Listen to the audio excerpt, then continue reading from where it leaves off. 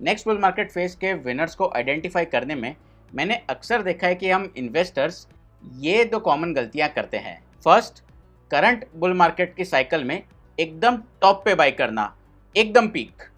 और दूसरा, आपने ऑब्जर्व किया होगा कि हर साइकिल में कुछ सोशल मीडिया या क्राउड के फेवरेट स्टॉक्स होते हैं जो ऑलरेडी विनर बन चुके हैं, तो इन्हें यूट्यूब और ट्विटर के इन्फ्लुएंसर से इन्फ्लुएंस होकर हम बहुत लेट बाई करते हैं।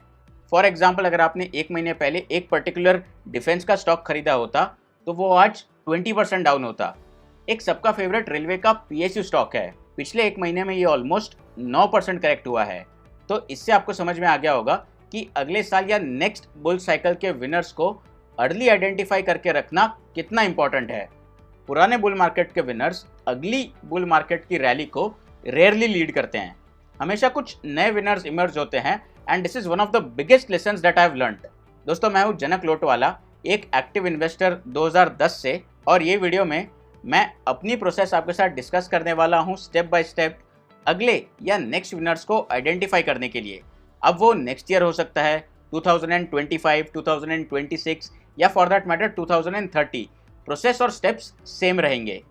अब मैं और भी ज़्यादा एजुकेशनल कंटेंट पे फोकस करने वाला हूँ that is going to remain evergreen. Definitely videos में कुछ केस स्टडीज होंगी पर स्टॉक्स के नाम नहीं होंगे due to regulatory reasons. Irrespective friends, ये चैनल पे शेयर की हुई कोई भी चीज़ या स्टॉक या बिजनेस या केस स्टडी अगर आपने गेस कर भी लिया फ्यूचर में, तो प्लीज़ नोट फ्रेंड्स, वो सिर्फ और सिर्फ एजुकेशनल पर्पज़ के लिए है। Please consult your financial advisor before any investment decisions. कोई भी ऑब्जर्वेशन या एग्जाम्पल दोस्तों बाय सेल के रिकमेंडेशन के लिए नहीं है। अब दोस्तों, हमें हमारी प्रॉब्लम तो पता चल गई कि विनर्स को हम बहुत ही लेटर स्टेजेस में आइडेंटिफाई करते हैं। इसका सॉल्यूशन है ये 4 स्टेप का प्रोसेस जो मैंने अपने लिए डिज़ाइन किया था। सबसे पहले स्टेप की बात करते हैं। Maximum number of times market का एनवायरनमेंट कैसा है, मेजरली यही डिसाइड करेगा कि आपका पोर्टफोलियो कैसा परफॉर्म कर रहा है। कभी पतंग उड़ा के देखी है? तो आपने ऑब्जर्व किया होगा कि बिना हवा के पतंग उड़ाना कितना मुश्किल है, मज़ा भी नहीं आता, बिल्कुल ही धक्का मारने वाला काम लगता है। मार्केट्स का भी कुछ ऐसा ही है। डिफिकल्ट टाइम्स में स्टॉक्स आइदर प्राइस या टाइम करेक्शन से गुजरते हैं, और अगर रॉन्ग टाइम पे एंट्री हुई तो आगे जो आने वाले अच्छे रिटर्न्स होते हैं वो नलीफाई हो जाते हैं। Let me explain this point with a mathematical example. Suppose करते हैं आपने एक शेयर 100 रुपये में खरीदा और इसमें 20% की करेक्शन आई, तो अब वो 80 रुपये हो गया। वापस अब 100 रुपये के ब्रेक इवन पर जाने के लिए 20% नहीं पर 25% की अपसाइड या रैली लगेगी, और ये बहुत ही नाइंसाफ़ी है। Mathematically losses work against you. अब मार्केट के एनवायरनमेंट का एक छोटा सा डिपस्टिक या अंदाज़ा लेने के लिए आप निफ्टी मिड स्मॉल कैप 400 के ये चार्ट्स देखिए। यहाँ पे प्राइस एक्शन के टर्म्स में लोअर हाइज और लोअर लोज का स्ट्रक्चर है। दिस इज एज ऑन 30 अक्टूबर 2024। यहाँ पे अगर आप क्लोजली ऑब्जर्व करो तो 30 डे एक्सपोनेंशियल मूविंग एवरेज ये भी पियर्स हुआ है, और अभी करंटली ये नीचे की तरफ मूव हो रहा है। और ये स्ट्रक्चर से हमें पता लगा कि प्राइस अपने पुराने हाइज को इजीली रिक्लेम नहीं कर पा रहा। कमेंट में आप मुझे नीचे लिखकर बताइए कि based on this observation is it a difficult और easy phase to trade in the short term. तो एसेंशियली ये हमारा पहला स्टेप था, which is understanding the market environment. अब हम स्टेप 2 की बात करेंगे, जहाँ पे अब हम थोड़ा और स्पेसिफिक्स में जाएंगे। अब यहाँ पे मैं आपसे एक सवाल करना चाहूँगा। एक अंदाज़ा लगाइए और मुझे बताइए, इंडियन स्टॉक मार्केट में कितने स्टॉक्स 1000 करोड़ या उससे ज़्यादा के मार्केट कैप के हैं? 200, 300, 1000 प्लस? जी हाँ दोस्तों, नो प्राइजेस फॉर गेसिंग, 1000 से भी ज़्यादा स्टॉक्स है। और इतने स्टॉक्स को ट्रैक और स्टडी करना इवन इन मंथ्स ये प्रैक्टिकली इम्पॉसिबल है। तो ये पुल को डेफिनेटली छोटा करना होगा, जिससे हमें 1000 से डेफिनेटली 100-200 पे लाना होगा, और इसके लिए कुछ स्ट्रैटेजी और स्क्रीनर की सहायता लगेगी। कुछ इफेक्टिव स्ट्रैटेजीज है जो मैं पर्सनल यूज़ करता हूँ, जैसे कि कैन स्लिम का approach, value investing, growth at reasonable value, earnings bust, margin expansion theme etcetera. एक वीडियो में ये सारी स्ट्रैटेजीज को कवर करना नेक्स्ट टू इम्पॉसिबल है, बट फ्रेंड्स इस स्ट्रैटेजीज को मैं शेयर और डिस्कस करते रहता हूँ मेरी मंथली डीप डाइव वीडियोज़ के जरिए।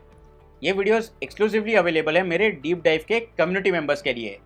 हर महीने अलग अलग थीम्स और अप्रोचेस, जैसे कि data centres, renewables, technology, Peter lynch का इन्वेस्टिंग अप्रोच, ये सिलेक्ट करके हम एक स्टॉक को आइडेंटिफाई करते हैं एज बिजनेस केस स्टडी, और उस पर एक डिटेल्ड वीडियो में शेयर करता हूँ एज डीप डाइव।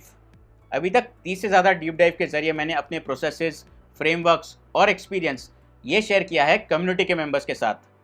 आपका लर्निंग कर्व बहुत फास्ट हो जाएगा ये वाली कम्युनिटी ज्वाइन करके। मेरे चैनल पे जाके ज्वाइन बटन पे क्लिक करके ये डीप डाइव मेंबर्स की कम्युनिटी आप ज्वाइन कर सकते हो।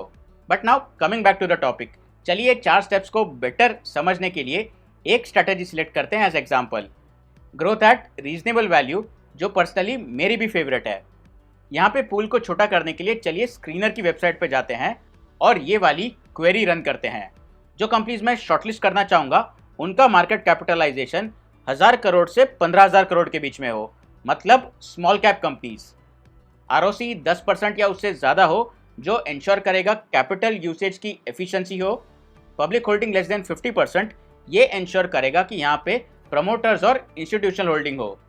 अब ध्यान से देखिए ये दो parameters, year on year quarterly sales growth greater than 9.9%, ये इंश्योर करेगा कि एक पोटेंशियली ग्रोइंग कंपनीज का पूल हो।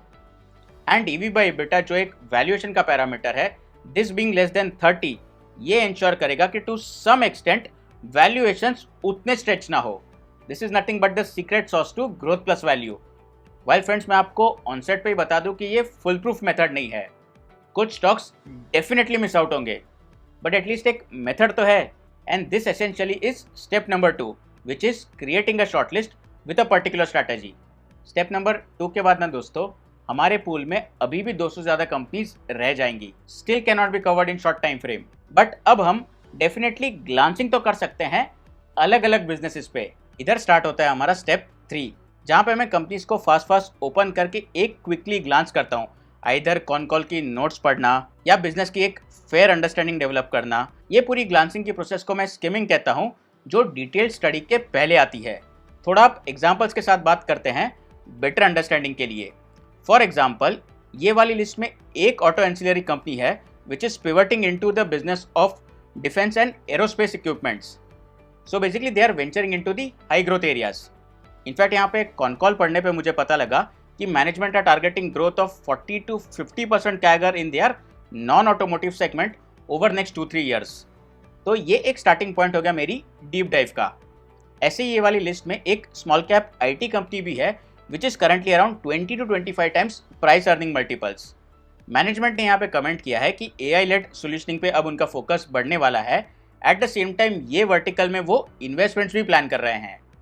हम सबको पता है फ्रेंड्स कि AI या आर्टिफिशियल इंटेलिजेंस ये एक मेगा थीम है, and this can be potentially another business जो मैं शॉर्टलिस्ट करूँ डिटेल्ड स्टडी करने के लिए। नीचे मुझे कमेंट में लिखकर जरूर बताइएगा if you have guessed any of these companies.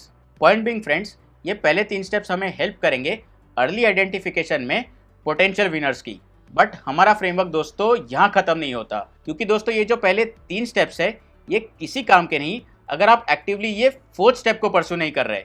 4th step is all about pursuing active learning in equity investing. ये 4th स्टेप की शुरुआत आप कर सकते हो ये वाला वीडियो देखकर, जहाँ मैंने 4 सीक्रेट्स डिस्कस किए हैं जो कॉमन है among well known investors such as Warren Buffett, Charlie Munger, Mohnish Pabrai and Mark Minervini. तो ये वाला वीडियो आपको डेफिनेटली स्किप नहीं करना चाहिए।